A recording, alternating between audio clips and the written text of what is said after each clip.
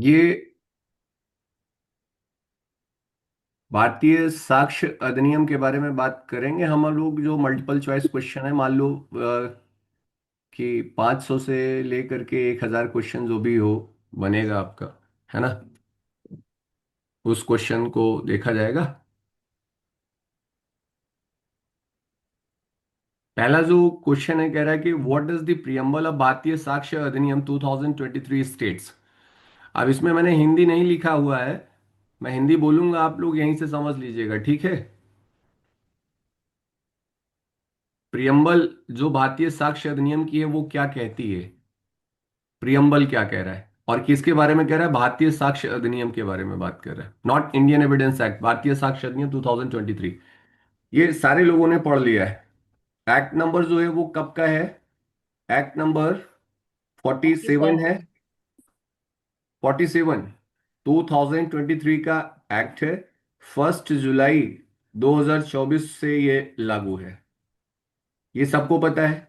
जी sir. 170 section है, ये मैंने आपको पढ़ा दिया है। 170 सेक्शंस, 12 चैप्टर्स हैं, ये सबने पढ़ा है। प्रियम्बल इसकी बात कर रहा है कि प्रियम्बल है क्या।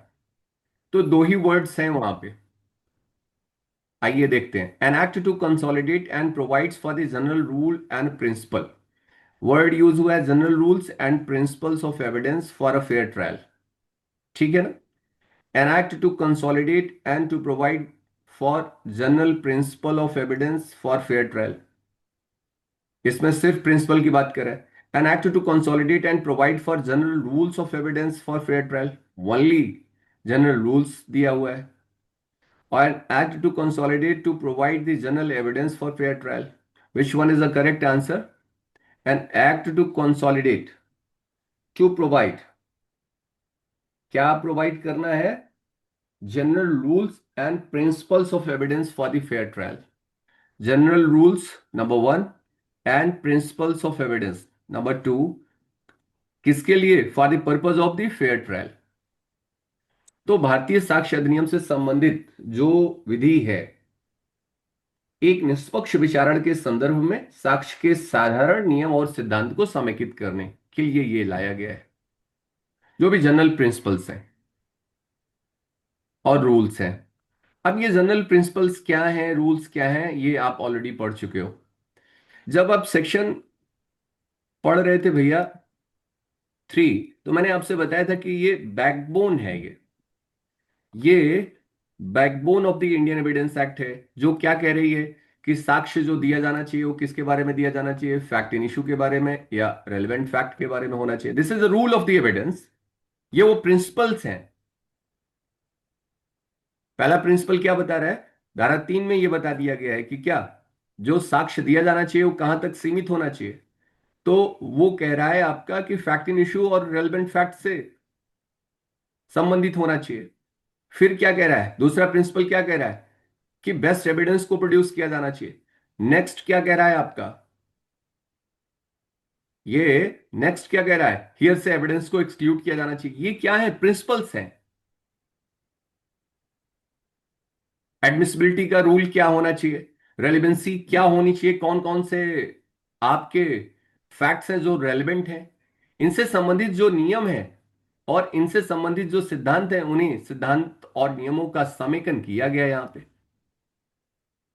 यानी रूल्स क्या है, विटनेस कौन होगा, विटनेस कैसा हो सकता है, कैसे उनका ऑर्डर होगा एग्जामिनेशन करने का, कौन से ऐसे फैक्ट हैं जो एडमिसिबल होंगे, कौन से ऐसे फैक्ट्स हैं जो आपके रेलेवेंट होंगे। ये जो नियम और सिद्धांत है, उन्हीं सिद्धांतों को समेकित करने के बारे में बात कर रहा है।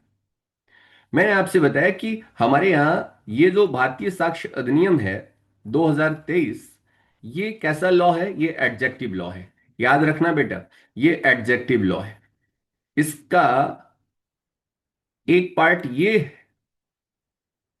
कि ये लेक्स फोरी लॉ है, not lex loci, it's lex fori. ये बात क्लियर हो गई। लेक्स फोरी का मतलब law of the forum, lex का मतलब लॉ होता है और फोरी का मतलब फोरम होता है। थोड़ा सा एक्सप्लेनेशन दूंगा, आपका थोड़ा सा टाइम आपसे ज्यादा लगेगा, लेकिन एक बार पढ़ लेंगे आप तो मुझे लग रहा है कि काफी क्लैरिटी बढ़ जाएगी आपकी। तो आप पेन कॉपी लेकर के बैठिएगा, बेयर एक्ट साथ में लेकर के बैठिएगा, जहां लिख पाइएगा लिख लीजिएगा इन सारी चीजों को साथ साथ मेरे। अब देखिए, यहां लेक्स फोरी का मतलब मैंने आपसे क्या बताया, लॉ ऑफ द फोरम। इसका मतलब क्या हो गया, लॉ ऑफ द फोरम का मतलब क्या हो गया कि जिस जगह पर कोई रेमेडी सीख की गई है, जहां पे रेमेडी चाहते हो आप, जिस जगह पे, जिस कंट्री में, उस जगह का उस जगह का जो एविडेंस लॉ है वो काम आएगा। एविडेंस, ना कि एविडेंस जहां से कलेक्ट किया गया, जहां से लाया गया, वो काम आएगा। जैसे मान लीजिए कि अभी आप लोगों ने एक केस पढ़ा होगा कि कुछ दिन पहले सिंगापुर में आसाम के एक सिंगर थे जिनकी डेथ हुई है। नाम याद है आप लोगों को? सर जुबीन नाम था। नाम है मान लो यस, जुबीन, यस गर्ग।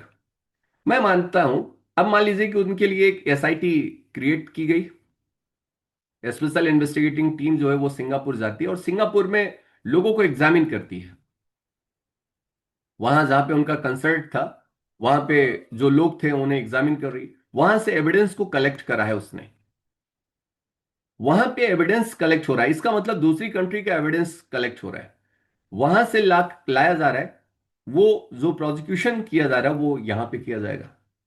मेरा सिर्फ कहने का मतलब ये है कि उनके यहां का एविडेंस का लॉ क्या है, उनके यहां किस तरीके से एविडेंस को कलेक्ट किया जाता है, किनके सामने एविडेंस को कलेक्ट किया जाता है, वहां क्या रेलेवेंसी है, वहां पे क्या एडमिसिबिलिटी है, वो मतलब नहीं होगा। वो कहां पे, हमारे यहां क्या है, उसे हम देखेंगे। वो एविडेंस हमारे यहां आकर के, that's why it is known as the lex fori. हम सिंगापुर के एविडेंस लॉ को यहां पे ला करके लागू नहीं करेंगे। हम अपने यहां पे एविडेंस के लॉ को लागू करेंगे जहां पे ये कार्यवाही की जा रही है। आई थिंक ये क्लियर हो गई होगी बातें आपको। वहां पे हो सकता है कि उनके यहाँ का ये नियम हो कि पुलिस के सामने किया गया जो भी कन्फेशन होगा वो रेलेवेंट होगा, लेकिन इंडिया में वो बात लागू नहीं होगी। यदि पुलिस के सामने यदि कोई कोई कन्फेशन किया गया है तो वो क्या होगा, एडमिसिबल नहीं होगा। हो सकता है, मैं ऐसे प्रिजम्पशन बता रहा हूं कि सिंगापुर में मान लीजिएगा ऐसा हो सकता हो, तो वहां का रूल लागू नहीं होगा, हमारे यहाँ का लॉ लागू होगा जहां पे आप रेमेडी सीख करते हो। इसलिए इसको लेक्स फोरी लॉ कहा जाता है, लॉ ऑफ द फोरम कहा जाता है। ये बात क्लियर हो गई, तो आप ये समझ लो एडजेक्टिव लॉ है। दूसरा जो है आपका, ये क्या है आपका, लेक्स फोरी लॉ है। और ये जनरल रूल और प्रिंसिपल्स को कंसोलिडेट करता है। प्रिंसिपल्स मैंने आपको बता दिए। प्रिंसिपल क्या है, कह रहा है कि बेस्ट एविडेंस को देना है, फैक्ट इन इश्यू और रेलेवेंट फैक्ट तक ही सीमित रखना है, हेयरसे एविडेंस को एक्सक्लूड करना है। ये सब प्रिंसिपल्स हैं जिन्हें कंसोलिडेट किया गया है। नेक्स्ट क्वेश्चन कह रहा है कि भारतीय साक्ष्य अधिनियम 2023 enacted by the parliament in this, ये कब किया गया? ये अक्सर आप लोगों को मैंने आपको बताया है कि डेट निकाल लीजिए, डेट निकालने के बाद एक जोड़ दीजिए, तो 2023 से घटा लीजिए, कितना मिल जाएगा भैया? ये सबको पता हुआ है, ये 74वें वर्ष की बात हो रही है, 74th ऑफ ईयर कहीं पे दिख रहा है आपको? आसानी से निकल जाएगा आपका। अगेन, दिस एक्ट में बी कॉल्ड द भारतीय साक्ष्य अधिनियम हैज बीन प्रोवाइडेड इन, इसे कहां बताया गया है कि इसे भारतीय साक्ष्य अधिनियम कहा जा सकेगा? ये किस जगह पे ये बताया गया है आपको? तो ये सेक्शन 1 में ही बता दिया गया है आपका, सेक्शन 1 क्लॉज 1, सेक्शन 1 क्लॉज 1 में ये बता दिया गया है। तीन बातें बताई गई हैं यहां पे आपके यहां। कौन कौन सी बातें हैं? पहली चीज आप देखिए, the first thing is, section 1 में तीन बातें, section 1 clause 1, clause 2 and clause 3। तीन बातें। पहला क्या है कि एक्ट में बी कॉल्ड, ये एक्ट जो है, दिस एक्ट में बी कॉल्ड, इन्हें कहा जा सकता है, मे बी कॉल्ड। ठीक है, क्या कहा जा सकता है? तो बीएसए कहा जा सकता है, ये पहली बात कह रहा है। फिर ये कह रहा है कि क्लॉज 2 में कह रहा है कि it applies to all judicial proceedings, ये कह रहा है कि सारी की सारी न्यायिक कार्यवाहियों के समक्ष लागू होगा, और जिसके अंतर्गत जो है वो सेना न्यायालय भी सम्मिलित है। ये नया लॉ है। इसका मतलब पहले जो है आर्म्ड कोर्ट हुआ करती थी, उन पर भारतीय साक्ष्य अधिनियम यानी इंडियन एविडेंस एक्ट अप्लाई नहीं होता था। अब जो है आर्म्ड जो कोर्ट है उस पर भी अप्लाई होगा, जुडिशियल प्रोसीडिंग पर ये अप्लाई होगा, और ये मध्यस्थ की कार्यवाही पर लागू नहीं होगा, ना ही शपथ पत्रों पर लागू होगा। ये बात दूसरे में बताया गया है। कहां पे बताया गया है? क्लॉज 2 में। तो ये एप्लीकेबिलिटी के बारे में बात कर रहा है। तो पहला जो है आपका, वो नाम के बारे में बात कर रहा है। दूसरा जो है उसका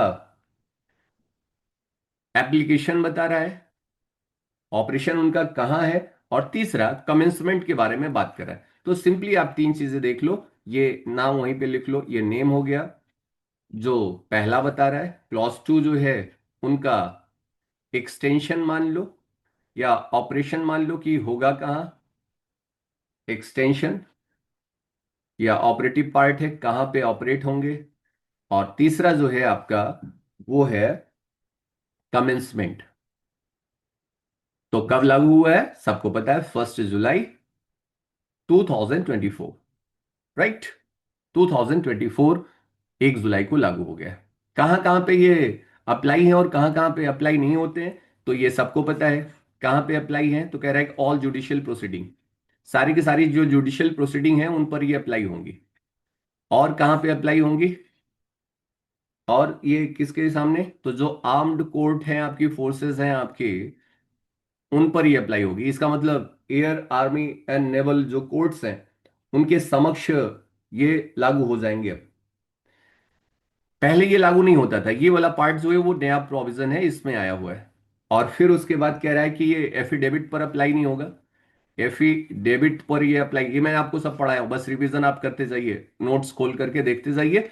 और और दूसरा जो है आप, और जुडिशियल प्रोसीडिंग कहाँ है सब पता है आपको। 2(1)(m) में बता दिया गया है। बीएनएसएस में जब आप पढ़ोगे तो ऑल जुडिशियल प्रोसीडिंग 2(1)(m) में बता दिया गया है। जो भी कोर्ट या मजिस्ट्रेट के सामने किया जाएगा, कोर्ट या मजिस्ट्रेट के सामने किया जा रहा है क्या? Any proceeding which is conducted before the court और मजिस्ट्रेट इन विच, जहां पर क्या किया जा सकता है? ओथ पर एविडेंस लिया जा सकता है। The authority can take the evidence on oath. ऐसी जो प्रोसीडिंग होगी वो जुडिशियल प्रोसीडिंग होगी, और जुडिशियल प्रोसीडिंग के सामने ये लागू होगा। तो ये पहला ऑप्शन आपका कंप्लीट हो जाएगा। एंड अगेन नेक्स्ट जो है आपका चौथा क्वेश्चन देखिए। फोर्थ क्वेश्चन आपका क्या कह रहा है यहां? कह रहा है अंडर सेक्शन 1 ऑफ द भारतीय साक्ष्य Adhiniyam applies to all judicial proceeding in और before the any court including the court martial, yes, and to the affidavit presented to all any courts are official to proceeding before an arbitrator, all of the above।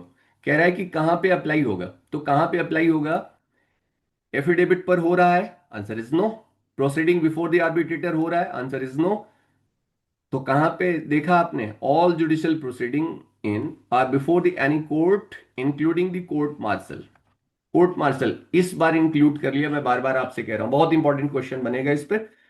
तो इस पे बिल्कुल ध्यान रखिए। All judicial proceeding, तो जितनी भी न्यायिक कार्यवाहियां हैं, और न्यायिक कार्यवाहियां मैंने आपको 2(1)(m) कहां पे? BNSS, भारतीय नागरिक सुरक्षा संहिता की धारा की बात कर रहा हूं। और यहां पे बता दिया गया है क्या, कि जहां पे अथॉरिटी जो होती हैं वो क्या करती हैं? ओथ पर एविडेंस ले सकती हैं, जो लेती हैं वो कार्यवाहियां न्यायिक कार्यवाही होती है। तो ये ऑप्शन नंबर कौन सा हो जाएगा? तो फर्स्ट। क्लियर है यहां तक? Very good. आगे चलिए, क्वेश्चन नंबर 5 पे आइए। क्वेश्चन नंबर 5 कह रहा है कि द प्रोविजन ऑफ द भारतीय साक्ष्य अधिनियम 2023 came into the force on the date of the passage of the parliament on the date mentioned in the preambles of the president central government through the notification of official gazette. कौन हो जाएगा? Official gazette में। Official gazette ने कब निकाला है? तो 1 जुलाई 2024 से ये आपका लागू है। कोई डाउट नहीं है यहां पे। जिसका जो क्वेश्चन होगा वो पूछ लीजिएगा निकाल के तुरंत। And which of the following is required for the provisions to come into the force according to the section 1 clause 3 of the BSA? Section 1 के क्लॉज 3 के बारे में, इसका मतलब कमिटमेंट के बारे में बात कर रहा है। मैं अभी अभी आपको बताया, पहला नेम के बारे में, दूसरा ऑपरेशन के बारे में, तीसरा कमिटमेंट के बारे में। एनओसी, एनओसी कहां पे है? सेक्शन 1 में है, नेम, ऑपरेशन एंड कमेंसमेंट। तो सी कमेंसमेंट है, notification of official gazette by the central government. यहां पे ऑप्शन नंबर क्या हो जाएगा? जो कि आपका 1 जुलाई 2024 को है। तो ऑप्शन नंबर डी हो जाएगा। क्लियर है यहां तक? कोई दिक्कत नहीं है। आगे चलिए, क्वेश्चन नंबर 7 पे आइए। क्वेश्चन नंबर 7 कह रहा है भारतीय साक्षर अधिनियम 2023 केम इनटू द फोर्स, कहां पे आया है ये? Immediate after the act reveal, no, on the date it publish. ठीक है, साथ में हो गया है 1 जुलाई। And what correct enforcement date? 1 जुलाई 2024, ये क्लियर डेट है आपकी। ऑप्शन नंबर कौन सा हो जाएगा? सी। यस, ऑप्शन नंबर सी, 1 जुलाई। कंठस्थ कर लीजिए, ये सबको याद हो गया होगा मेरे हिसाब से, सबको याद कर लिया है। चलो आगे भैया देखो। भारतीय साक्ष्य अधिनियम 2023 primarily deals with the definition and scope of the criminal offence and the procedure of the civil and criminal trials and the rules governing the admissibility and the relevance of the evidence, the frameworks, appointment for the judicial. अब यहाँ पे the procedure for the civil and criminal trials, तो ये जो procedure decide करता है वो कौन डिसाइड करेगा?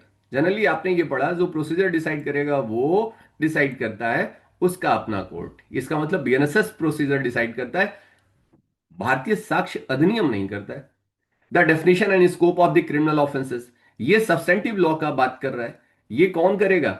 ये सब्सटेंटिव लॉ डिसाइड करती है कि डेफिनेशन क्या होगी, उसका स्कोप क्या होगा क्रिमिनल ऑफेंसेस का। ये तो बीएनएस डिसाइड करेगी, ना कि बीएसए डिसाइड करेगी।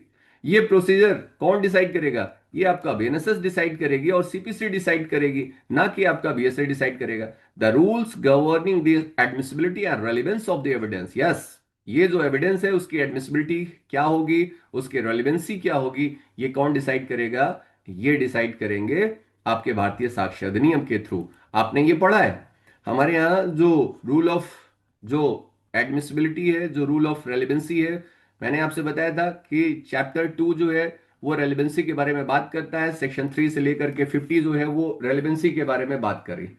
ये एग्जैक्टली क्लियर करता है, ये जो धारा है आपकी वो बता रही है कि कौन से फैक्ट हैं जो रेलिवेंट होंगे। मैंने आपको इंडिया और इंग्लैंड की पोजीशन के बारे में बात करा था। इंडिया में जो रेलिवेंसी है वो पॉजिटिव है, इंग्लैंड में जो है वो निगेटिव है। निगेटिव टर्म में डिफाइन किया गया, इसका मतलब क्या है? निगेटिव और पॉजिटिव का क्या मतलब था? हमने बताया था कि हमारे यहाँ ये बता दिया गया है कि 3 से लेकर के 55 में जो है, 3 से लेकर के 50 में जो भी सेक्शन में है वो रेलिवेंट है, बाकी सब इररेलेवेंट है।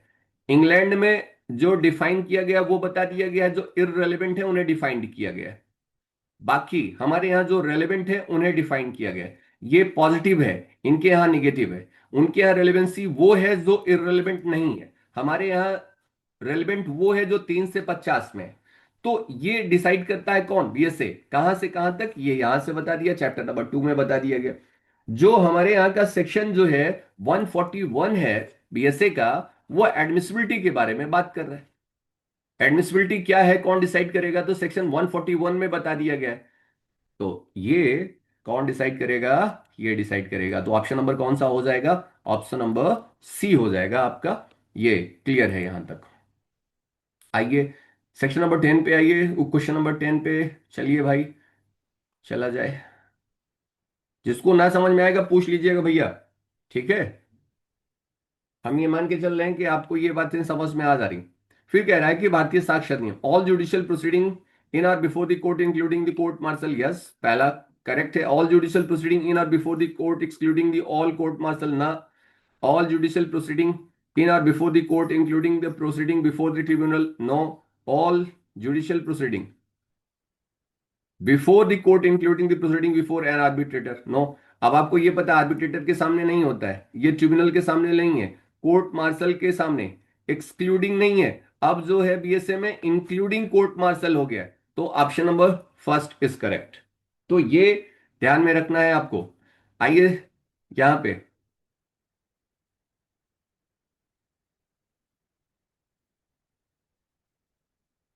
दिख रहा है? हाँ। अब कह रहा है कि भारतीय साक्षर नियम 2023 does not apply to the, does not apply to the, कहां पे अप्लाई नहीं होता है? ये आपसे पूछा जा रहा है, कहां पे अप्लाई नहीं होता है? तो ऐसे क्वेश्चनों में सबसे पहले ये जरूर ध्यान दीजिए, अंडरलाइन करिए इसको, अप्लाई, नॉट अप्लाई टू। लड़के नॉट नहीं ध्यान दिए, बस ये पूछ रहे अप्लाई टू। तो जहां नॉट है उसको तुरंत पेंसिल से अंडरलाइन कर लीजिए, पेन से अंडरलाइन कर लीजिए और दिमाग क्लियर कर लीजिए कि नॉट पूछ रहा है। अब उसके बाद आइए ऑप्शन पे। कभी कभी जहां नॉट होता है वहां पे लड़के पढ़ते ध्यान नहीं देते, वहां बस नॉट भूल गए और अप्लाई टू पढ़ करके आंसर आ गए। इसमें अप्लाई टू का भी आंसर होगा और नॉट अप्लाई टू का भी आंसर होगा। तो जहां नॉट अप्लाई टू है उसको तुरंत माइंड में क्लियर कर लो कि ये अप्लाई टू यानी पॉजिटिव में बात कर रहा है या निगेटिव में क्वेश्चन कर रहा है। इस बात को ध्यान में रखना है आपको। चलिए, अब कह रहा है कि नॉट अप्लाई टू, कहां अप्लाई नहीं होगा। चलिए, प्रोसीडिंग बिफोर एन आर्बिट्रेटर, मैंने आपसे बताया आर्बिट्रेटर के सामने नहीं होता है। दूसरा, affidavit submitted the deponent of his own और द कोर्ट ऑफिसर, एफिडेविट के समक्ष नहीं होगा। Statement made by the child, yes, and statement of the person whose parts is a criminal, statement of a person whose past is a criminal। तो यहां पे not apply to की बात कर रहा है, यहां पे अप्लाई करेगा भाई, यहां पे नहीं अप्लाई करेगा। तो कहां पे अप्लाई नहीं करेगा? 1 और 2 कहीं दिख रहा है? Option number C.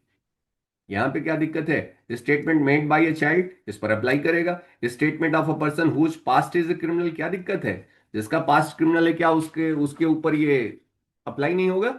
Answer is yes, apply होगा। ये बात तो सीधे सीधे आपके एक्ट में ही बता दिया गया है, अधिनियम में ही बता दिया गया है, भारतीय साक्ष्य अधिनियम में, कि आर्बिट्रेटर पर अप्लाई नहीं होगा, एफिडेविट्स पर अप्लाई नहीं होगा। यहां तक कोई दिक्कत है? No sir. No no sir. चलिए, अब देखो भैया, अब आगे आपका क्वेश्चन नंबर, आंसर आप लोगों को बताना है, जल्दी से बताइए। And one of the key criticism of the Indian evidence act is that does not adequately address, किसको एड्रेस नहीं करता है, किसको एड्रेस नहीं करेगा ये? सर सी वाला सर। क्वेश्चन नंबर दिस, यहां पे जो है, पढ़िए, पहला कौन सा हो गया आपका?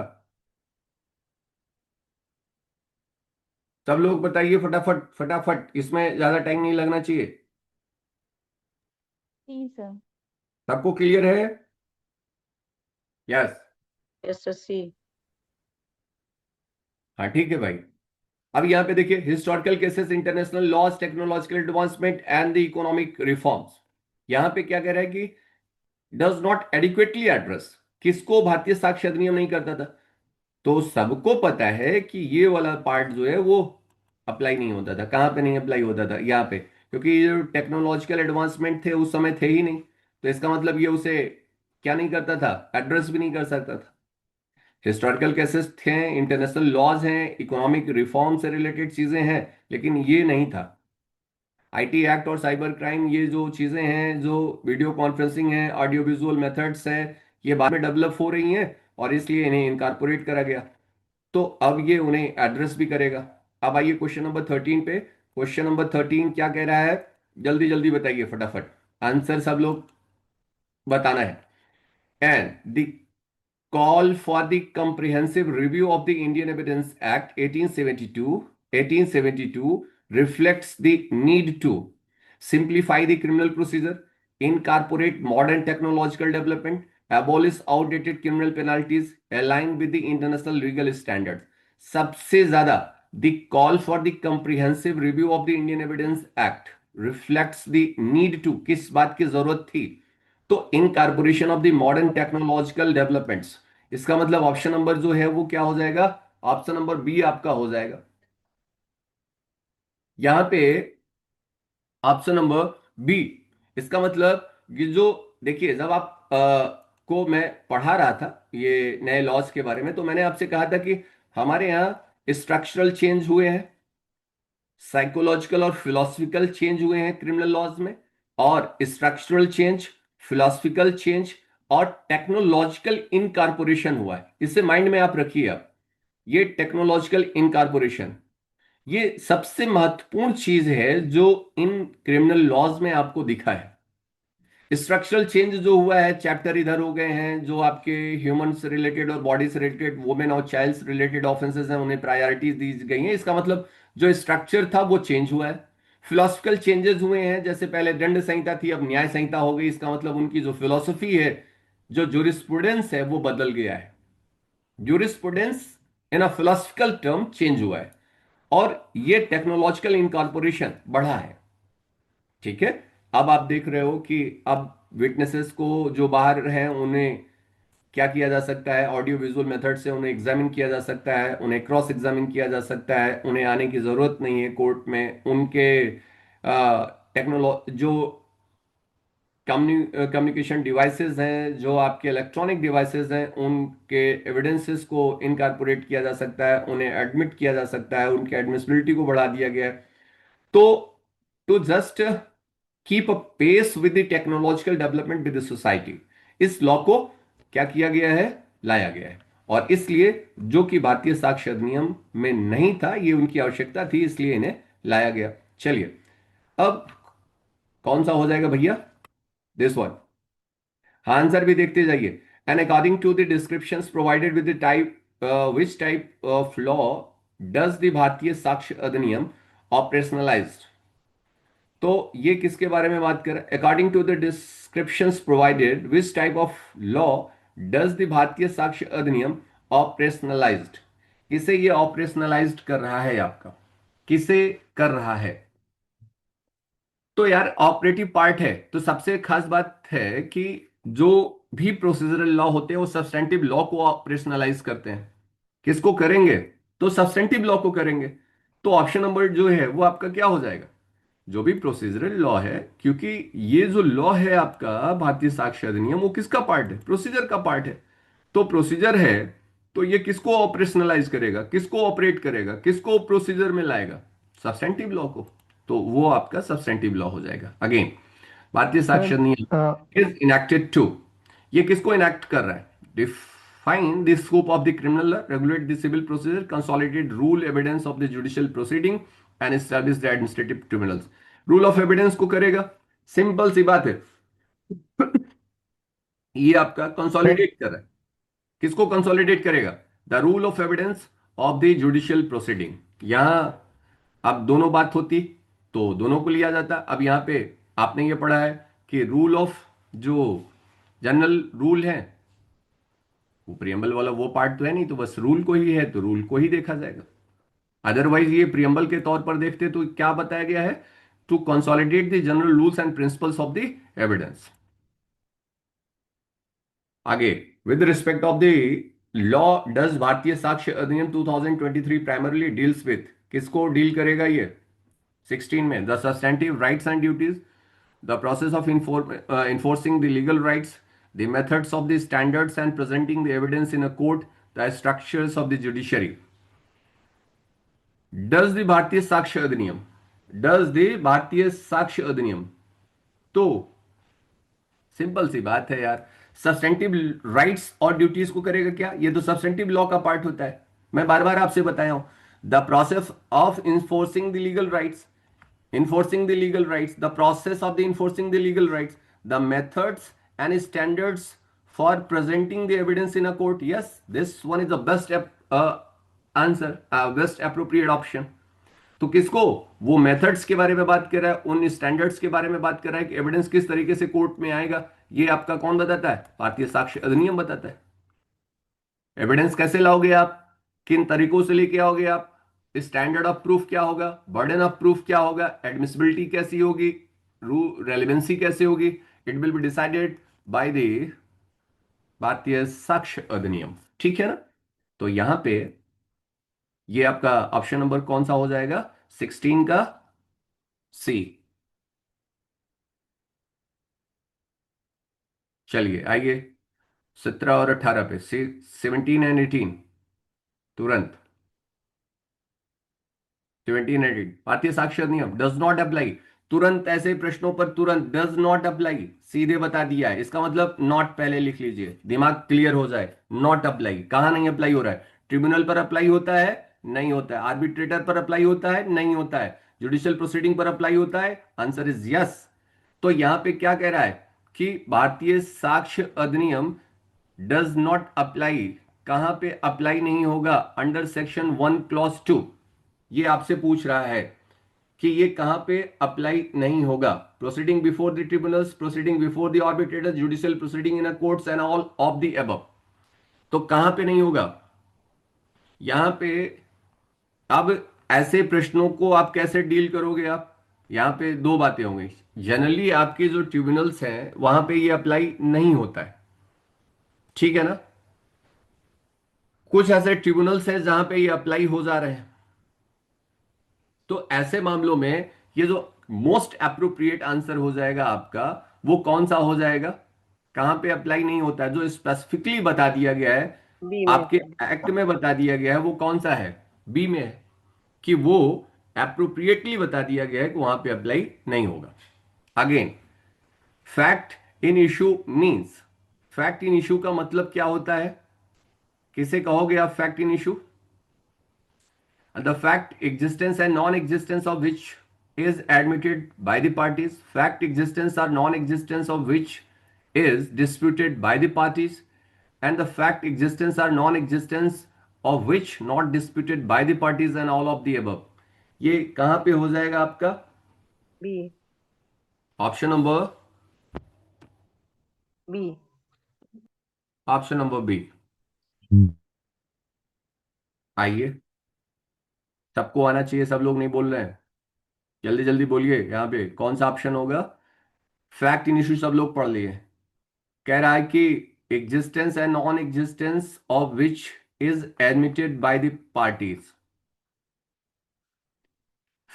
Fact existence and non existence which is disputed by the parties. Fact existence and non existence which is not disputed by the parties. तो ये एडमिटेड भी नहीं होगा, नॉट डिस्प्यूटेड भी नहीं होगा, और ऑल ऑफ द अबव नहीं होगा। Option number be most appropriate answer है। ऐसा क्यों है? आप लोगों ने यही तो पढ़ा है भाई कि जैसे वाद या कार्रवाई के एक पक्षकार ने, कोई भी सूट है या कोई प्रोसीडिंग है, ऐसे सूट या प्रोसीडिंग के एक पार्टी के द्वारा उसे एसेट किया जा रहा है और दूसरी पार्टी के द्वारा उसे डिनाई किया जा रहा है। इसका मतलब ये जो बात है वो क्या है, वो डिस्प्यूटेड है। वो को किसको कह रहा है? किसी एग्जिस्टेंस और non existence are the nature और एक्सटेंट ऑफ द, कोई एग्जिस्टेंस है, नॉन एग्जिस्टेंस है, या उसके एक्सटेंट है, या उसके नेचर के बारे में बात कर रहे हैं। किसके बारे में? किसके बारे में ये ऐसी बातें होनी चाहिए? तो राइट्स के बारे में, लाइबिलिटी या डिसेबिलिटीज के बारे में। तो कोई भी ऐसा तथ्य, कोई भी ऐसा फैक्ट जो स्वयं या किसी अन्य तथ्यों से मिलकर के किसी ऐसे तथ्य के अस्तित्व और अनस्तित्व, उसकी प्रकृति और उसके विस्तार के बारे में एक पक्षकार जिसके द्वारा उसे स्वीकार किया गया और दूसरे के द्वारा उसे अस्वीकार किया गया। एक कहता है कि ये घर मेरा है और भी कहता है कि ये आपका घर नहीं। इसका मतलब यहां पे राइट्स को लेकर के एक पार्टी के असर्ट कर दी, दूसरा पार्टी जो है उसे डिनाई कर रहा है। इसका मतलब उनके बीच में क्या है? विवाद है। तो जब दो पक्षकारों के बीच में कोई विवादित तथ्य है, वही आपका फैक्ट इन इशू है। इन सिंपल वर्ड ये यही हो जाएगा आपका। तो ऑप्शन नंबर कहां है आपका? B B. में दिख रहा है भैया। आइए, एविडेंस अंडर दिस, ये मीन्स एंड इंक्लूड्स। एविडेंस कहां पे मीन्स है और कहां पे इंक्लूड है, ये पहली चीज आप समझ लो।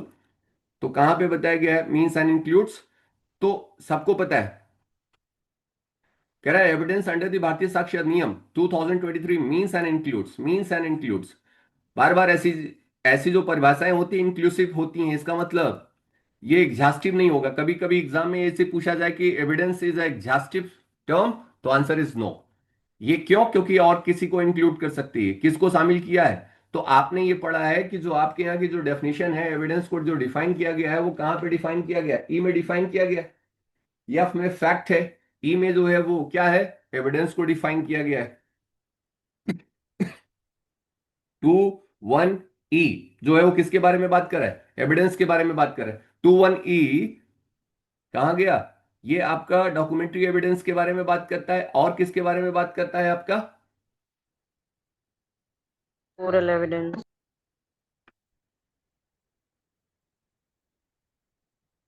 तो क्या है भैया? ocular and documentary evidence, both ocular evidence based on the documents only, documentary evidence किसके बारे में बात कर रहा है ये? Oral and documentary both. हाँ, तो कहां पे है ओरल एंड डॉक्यूमेंट्री? यहां पे बताना होगा कि ये कौन सा है सी। आपका। सी। है बेटा? Sir C. Option number C. C. दोनों हो जाएगा कि नहीं हो जाएगा? पॉपुलर भी है, डॉक्यूमेंट्री एविडेंस भी है। ओके। जी सर। ओरल भी है और क्या है आपका, डॉक्यूमेंट्री एविडेंस भी है। और डॉक्यूमेंट्री एविडेंस में जो है वो इंक्लूड करता है किसको? इलेक्ट्रॉनिक रिकॉर्ड्स को भी शामिल कर रहा है।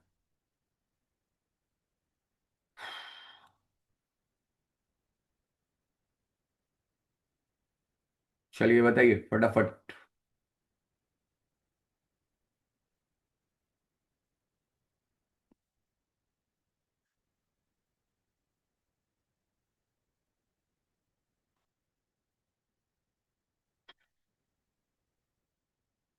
आइए। The context of the Bharatiya Sakshya Adhiniam 2023 term adjective law refers to, adjective law जो है वो किसको रेफर कर रहा है? Section 20, question number 21। Adjective law किसको रेफर कर रहा है?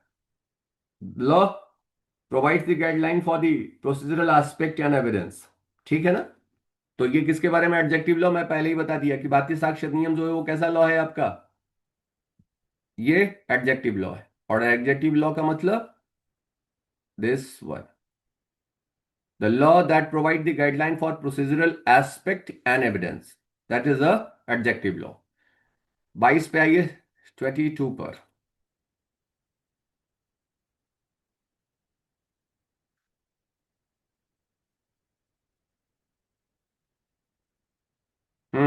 Which of the following is a major reason for advocating review of the Indian Evidence Act?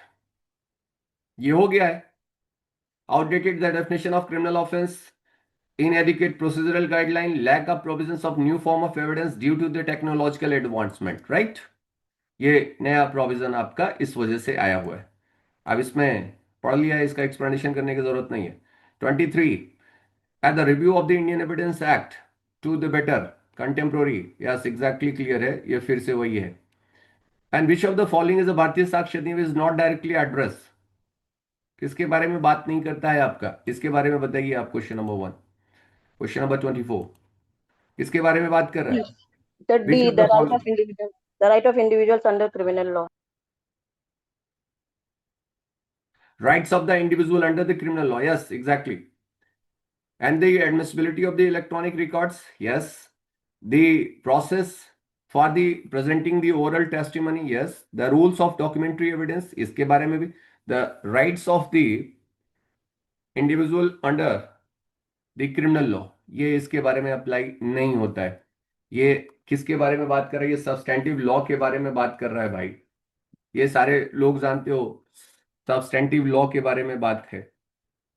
अब आपको कह रहा है कि the admissibility of the electronic records. अब सबको पता है कि हमारे यहाँ इलेक्ट्रॉनिक रिकॉर्ड की एडमिसिबिलिटी जो है वो यहाँ पे इनकारपोरेट कर दिया गया है भारतीय साक्ष्य अधिनियम में। यस और नो? जब आप सेक्शन 63 पढ़ रहे हो तो सेक्शन 63 में admissibility of the electronic records के बारे में बात करा गया है। ओरल जो टेस्टिमनी है उसको प्रेजेंट किया जा रहा है। Yes or no? जो भी ओरल एविडेंस है आपका, उनके टेस्टिमनी को क्या किया जा रहा है? उन्हें प्रेजेंट किया जा रहा है। ठीक है। और फिर उसके बाद rule of the documentary evidence के बारे में बात किया गया। प्राइमरी एविडेंस होगा, सेकेंडरी एविडेंस होगा। इसका मतलब सेक्शन 56 जब आप पढ़ोगे तो वहां पे डॉक्यूमेंट्री एविडेंस के बारे में बात हुआ है। सेक्शन 63 पढ़ोगे तो वहां पे इलेक्ट्रॉनिक रिकॉर्ड्स के बारे में बात हुआ है। तो ये जो धाराएं हैं आपकी, वो बता रही हैं कि वो भारतीय साक्ष्य अधिनियम में है। तो आपको जो पढ़ना है इलेक्ट्रॉनिक रिकॉर्ड की जो एडमिसिबिलिटी है वो कहाँ देख रहे हो आप? 63 में देख रहे हो आप। फिर उसके बाद रूल ऑफ डॉक्यूमेंट्री एविडेंस के बारे में, प्राइमरी एविडेंस होगा, सेकेंडरी एविडेंस होगा। मैं आपको पढ़ा चुका हूं, content of the documents can be proved either by the primary evidence और सेकेंडरी एविडेंस। तो ऑप्शन नंबर आपका कौन सा हो जाएगा? डी हो जाएगा। कह रहा है कौन सा नहीं होगा। एक क्वेश्चन और, ये है आपका भारतीय बिल। हो गया ये, इसका काम खत्म है। 26 देखो, तो भारतीय साक्ष्य बिल ये भी खत्म है। भारतीय साक्ष्य बिल, इसका भी मतलब खत्म ही है। बिल हटाइए, आ जाओ आगे। हम्म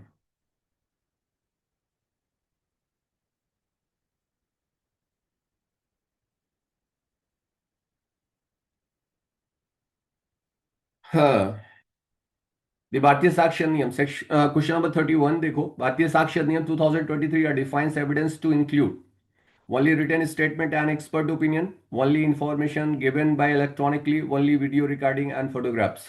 क्या किया जा सकता है 31 में, आप लोगों को बताना है। ये लास्ट क्वेश्चन है आपका, जो सबसे पहले C in बता any सके वो information given बताए सबसे electronically. पहले। The C है any information given electronically.